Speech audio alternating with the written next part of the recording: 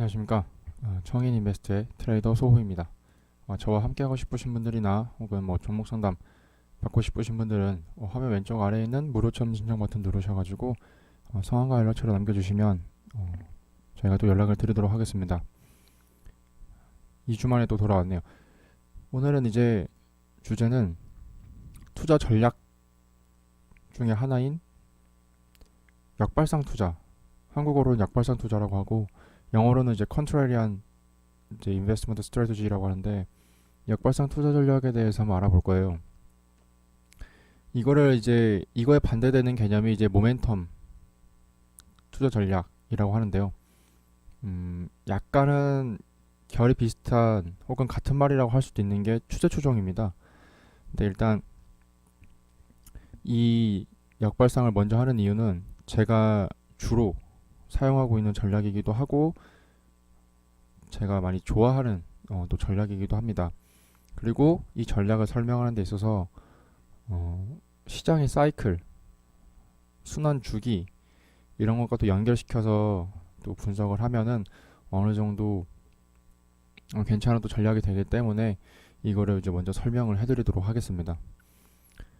그래서 개별 종목도 물론 순환이 있지만 돌고 돌지만 일단 시장을 위주로 먼저 설명을 해드리겠습니다.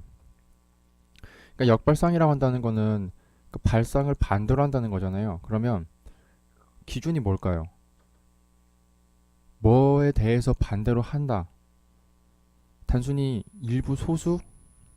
그러니까 투자자가 집단이라고 했을 때 100명이라고 했을 때 뭐 한 명은 상승을 생각하고 99명은 하락을 생각했을 때 그 한 명에 반대되는 게 역발상이라고 할까요? 그냥 단순하게만 생각해도 다수와 반대되는 생각을 하는 게 역발상입니다. 그러면 아까 예시에서 한 명이 상승을 생각하고 99명이 하락을 생각하면 오히려 상승을 예상해 보는 게 역발상 투자 전략의 기본입니다. 근데 왜 이렇게 하느냐? 이런 건 이제 극단적인 사례를 보면 조금 더 이해가 쉽습니다. 그래서 특히 경제학에서는 어떠한 이론의 발판이 항상 가장 극단적인 것부터 시작을 하죠. 그러면서 하나하나씩 가정을 하나하나씩 없애면서 일반화를 시켜가는데요. 일단은 똑같습니다. 분석을 할 때도 뭔가 좀 가장 극단적인 케이스 먼저 좀 해서 점차 일반화 시키는 게 이해하기도 좀 편하더라고요. 제 개인적으로. 이게 코스피 주간 이제 쭉 나타낸 차트인데요. 2001년부터 2019년까지. 역발상이라는 얘기는 만약에 내가 매수 관점입니다. 매수만 무조건 한다고 했을 때 이때 이때 이때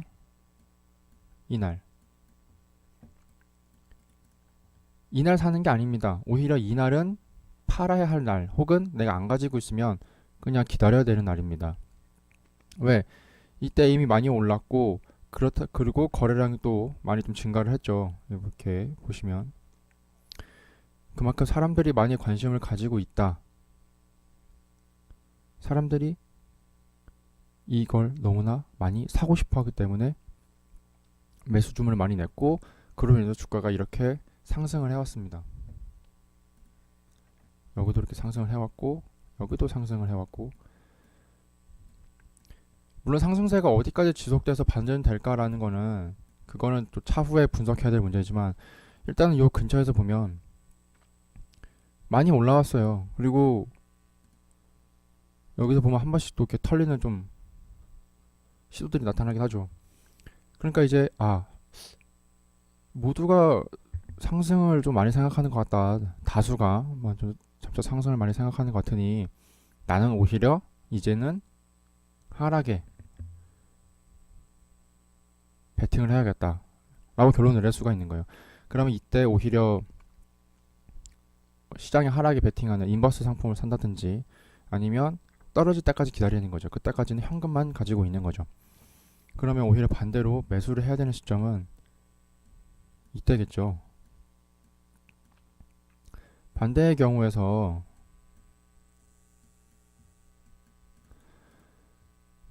저렇게 해서 가격이 쭉쭉 떨어지게 되면 특히 요런 이제 극단적인 시장 상황이었던 서브프라임 위기들을 생각해 봤을 때 아니면 이제 가장 대표적으로 한국이 직접 영향을 받았던 요 IMF 때 그때를 봐도 되죠. 조금 더 실생활에 좀 밀접하죠. 우리가 직접 겪었으니까 서브프라임은 사실상 한국이 뭔가 크게 타격을 받았다기보다는 그냥 글로벌 금융위기의 신용 경색으로 인해서 자금 지출로 인한 하락이 좀 더 크기 때문에 근데 IMF는 어때요? 이건 직접적으로 한국의 경제에 문제가 있었던 거죠. 그래서 펀더멘털의 위기가 있던 시절입니다. 그러니까 어때요? 펀더멘털에 의해서 가격이 많이 내렸고 그 다음에 투자 심리가 악화되면서 더 내린 경향이 있어요. 보시면은 한참 내렸죠. 거의 바닥까지는 70%가 하락을 했는데 시장 지수가 70%가 하락을 했습니다. 그러면 이제 슬슬 매수를 생각해야 되는 시점인 거죠. 이 시점, 이 시점, 이 시점이요. 그래서 그래 그렇다고 한국 경제가 완전히 망할까? 한국 기업의 경쟁력은 어느 정도 살아있고 뭐 정부가 가만히 있을까? 뭐 IMF 그래서 구조적 금융도 받았고 그리고 일단 한국 국민들은 열심히 좀 일을 해요. 다른 나라들보다 훨씬 더 근면하고 세계에서 그런 평가도 받고 있었고 그렇기 때문에 국가가 완전히 이렇게 박살날 것 같진 않아요. 그러면 이 위기가 언제 이제 해결이 될 것인가? 그것까지는 잘 모르겠어요. 근데 0이 될 것 같지 않단 얘기죠. 정리를 하게 되면. 그러면 이때쯤 모두가 하락을 생각할 때, 그래서 급격한 투매가 이렇게 발생을 할 때, 한번 역발생을 해보는 거죠. 이건 좀 과하지 않나? 이때는 통했죠. 이때는 주가가 올라왔기 때문에 통했어요. 근데 만약에 여기서 계속 안 팔고 보유했으면 이제 본전에서 나오든 더 내려 손절이든 이제 그건 또 이제 되게 구체적인 부분이기 때문에 여기 대략적인 부분만 설명을 하도록 하겠습니다. 그래서 어느 정도 괜찮았어요. 그러다가 다시 내려가요. 그럼 어때요? 청산을 하고 요 부근에서 청산을 하고 지켜보는 거죠. 왜냐면 사람들이 이제 비이성적인 가격 움직임이 발생했을 때 그게 상승이든 하락이든 영원히 지속될 수는 없지만 언젠가는 그게 바뀌거든요. 여기가 지금 97년, 98년이지만 2000년도에 이제 1999년부터 시작해가지고 2000년도에 이제 IT 버블이 전 세계적으로 발생을 했을 때 그때도 그랬죠. 이제 새로운 시대가 온다. 이것이 새로운 표준이다. 그래서 뭐 하락은 없다. 뭐 이런 얘기도 하고 투자책 보면 제일 흔히들 나오는 사례가 1929년 그때 대공황이 오기 전에 미국의 대공황이 오면서 주가가 진짜 개 박살이 났죠. 그 전에 미국 경제 관료들 심지어 대통령까지도 이제는 영원한 상승이 온다. 주가의 하락은 없다. 이런 얘기들을 해요. 근데 어때요? 박살이 났죠. 그러니까 그때는 오히려 이 사례와는 반대로 모두가 상승을 생각하고 그걸 원하기 때문에 그때서 이제 우리는 역발상을 시작해야 될 때입니다. 여기서 좀 눈치가 있으신 분들은 눈치챘을 거예요. 이때가 상승을 생각해야 되는 거고 이때가 하락을 생각해야 되는 시점이구나. 이때가 반대로 해야 되는 시점이구나. 그럼 이때는 어때요? 아직까지는 뭔가 진행 중이죠. 그러니까 진행 중인 건 냅두는 거예요. 계속 진행이 되는구나. 근데 이제 슬슬 뭐 양봉도 나오고 윗꼬리도 생기고 점점 거래량도 많이 늘어나요. 그러니까 점점 더 사람들이 버텼던 여기서 버텼던 사람들이 이제는 매도에 동참을 하게 되는 거죠. 그럼 어때요? 결국 사람들이 가지고 있는 포지션은 한계가 있죠. 언젠간 다 팔아요. 다 팔아서 없어요. 본인이 감당할 수 있을 만큼 남겨놓든지. 그러니까 어때요? 시간 한 2달 정도 머무르다가 올라가죠.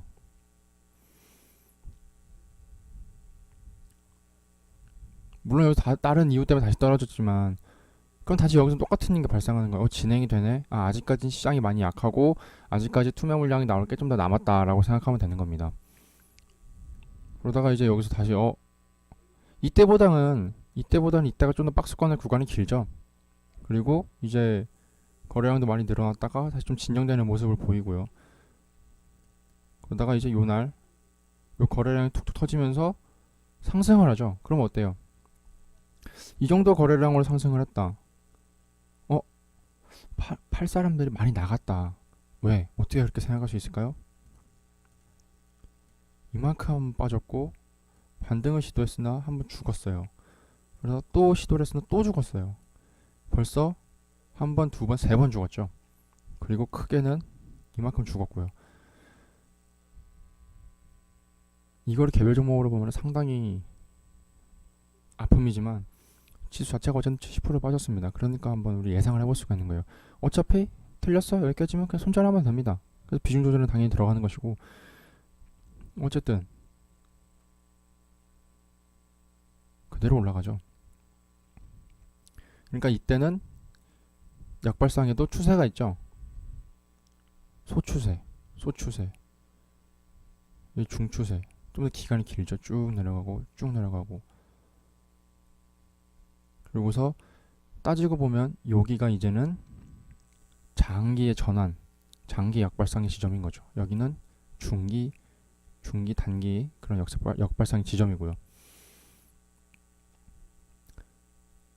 이거를 시장의 순환이라고도 이제 이거를 평가하면서 해석을 할 수가 있어요. 그러니까 시장의 순환이라는 게 뭐냐면 결국은 오르고 내린다는 게 있으니까 그 시점을 이제 평가해서 보면은 내렸으면 올라가고 다시 올라갔으면 또 내려갑니다. 이렇게 반복이 되죠.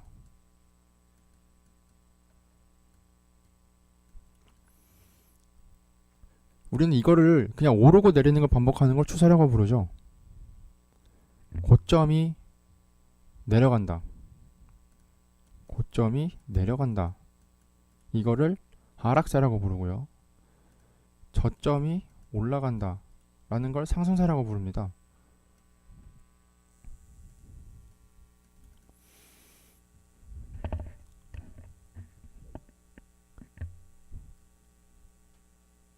그러면 이제 역발상이 진입하는 시점은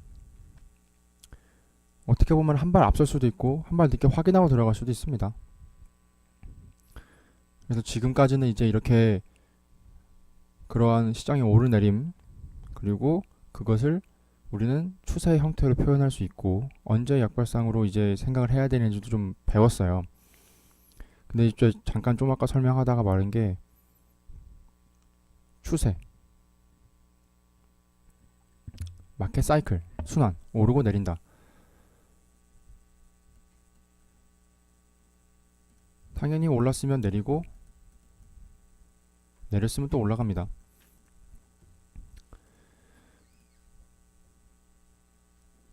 제가 잠깐 망설였던 이유는 단순히 가격에서만 좀 그런 건 아니에요. 이거를 실적, 기업의 실적 혹은 산업의 상황, 그 다음에 어떤 국가도 마찬가지고요. 그리고 사람의 인생도 마찬가지로 잘 풀리는 때가 있으면 안 풀리는 때가 있는 것처럼 그게 다 이제 반영이 되는 건데 이제 이 부분까지 설명을 할까 말까 좀 고민이 돼서 조금 망설였던 거고요.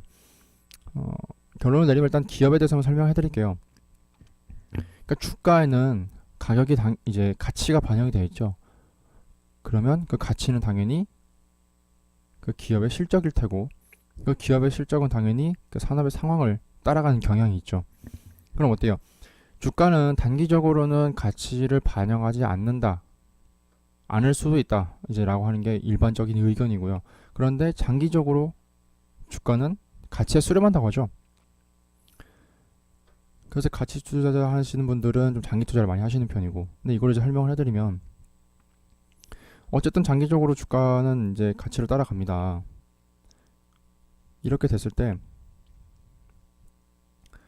그 해당의 기업의 실적 왔다 갔다 하죠. 실적 똑같이 이런 흐름을 보입니다. 이렇게 박스권의 흐름을 보일 수도 있고요. 그럼 어때요? 주가도 그에 따라서 오르락 내리락 합니다. 이번에 이제 뭐 삼성전자가 얼마 전에 반도체 부분을 통해서 최고 실적을 달성을 했죠. 그래서 어때요? 이거 좀 월간으로 한번 볼게요.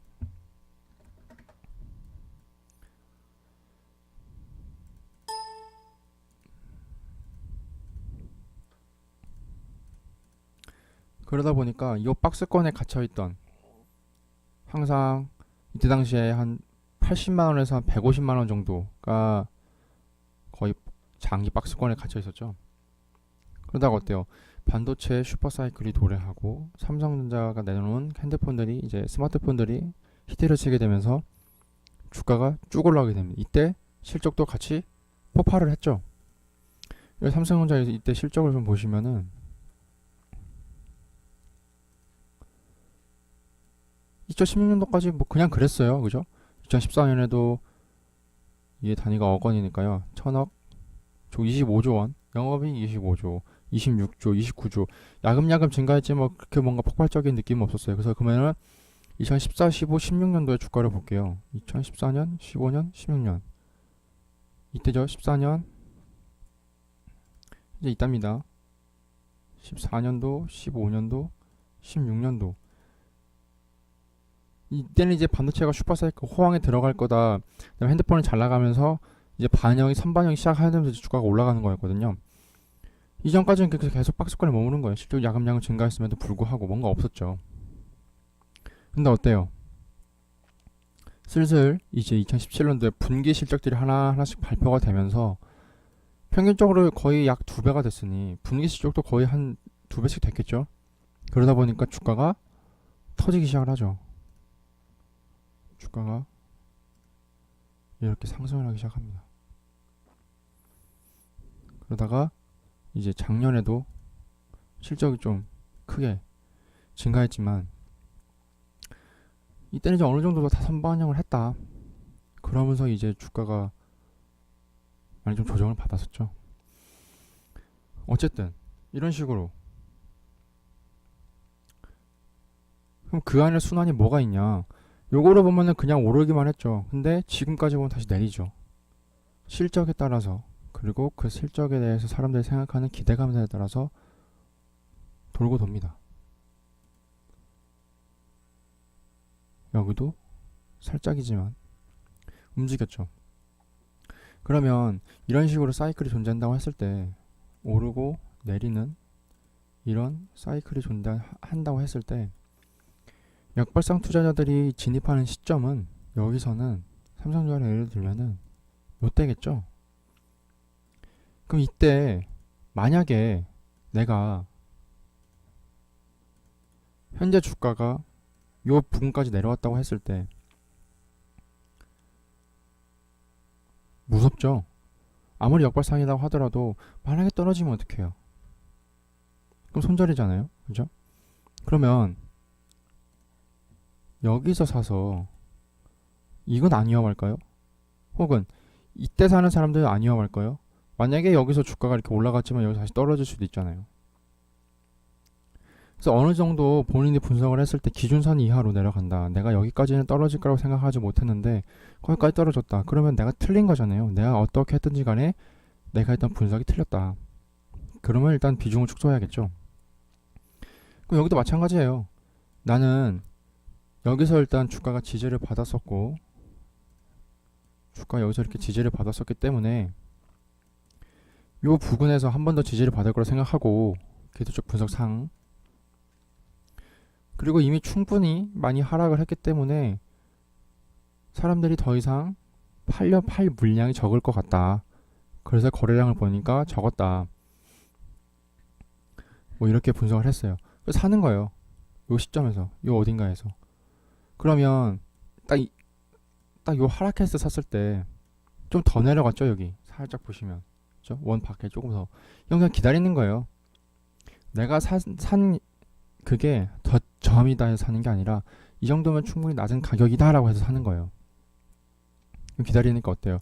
여기서 물론 횡보를 하겠죠. 이게 주간 차트니까 이렇게 봉이 딱 2개지만 일간으로 보면 이것도 이렇게 흔들렸을 거거든요. 그럼 그걸 기다려야 되는 거예요. 기다리면 어때요? 상승이 나오죠. 여기까지. 이런 사이클. 그래서 만약에 여기서 다시 반대로 생각하는 거죠. 아, 모두가 상승이라고 생각하고 이거를 모두가 사고 싶어하니 나는 팔아야겠다. 그리고 또한 나는 이미 수익 중이지 않은가 라는 결과입니다. 그래서 이제 오늘은 어떻게 보면 도입부였습니다. 아, 마켓 사이클, 시장의 순환, 그리고 가격이 변화하는데 왜 변화하는지 가치랑 간단하게 연관시켜 설명을 드렸고, 그 흐름에 대해서 말씀드렸고, 역발상 투자가 무엇인가에 대해 아주 기초적인 수준, 아주 기본적인 수준, 가장 처음 그 개념을 말씀을 드렸습니다. 이제 조금 더 궁금하신 분들이 있거나 제가 생각했을 때 조금 더 자세히 해도 이 방송을 보시는 분들에게 도움이 되겠다라고 생각하면은 제가 좀 더 준비해서 이제는 구체적인 내용을 통해서 말씀을 드리도록 하겠습니다. 그래서 오늘 방송은 이제 여기까지 하겠습니다. 감사합니다.